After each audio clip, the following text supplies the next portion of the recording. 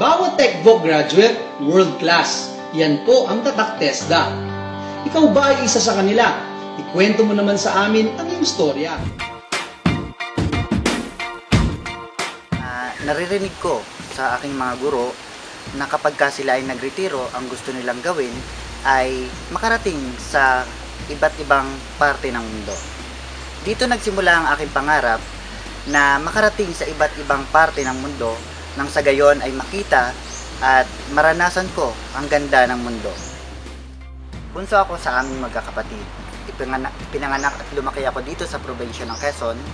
Ang aking ama ay may isang maliit na negosyo at ang aking ina naman ay isang ordinaryong housewife. Napaka-challenging at adventurous ng aking buhay dahil ang mga magulang ko ay maagang pumanaw, pero hindi doon natapos ang aking pangarap na makapagtapos ng high school at college. Natapos ko ang aking pag-aaral sa aking sariling pagsusumikap at sa tulong ng mga taong may mabubuting kalooban. Nakatapos ako ng kursong Bachelor in Agricultural Technology sa Quezon National Agricultural School.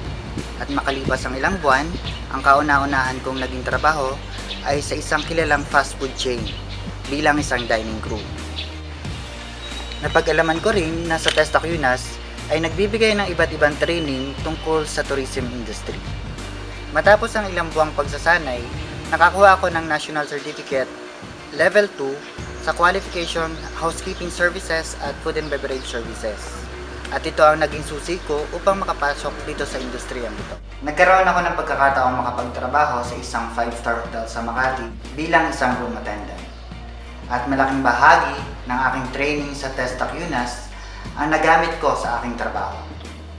Dahil sa training ko sa TESDA UNAS at sa experience ko sa pagtatrabaho sa isang 5-star hotel, natanggap ako bilang isang cabin steward sa isa sa pinakamalaking cruise industry sa Europe, ang Costa Crociere.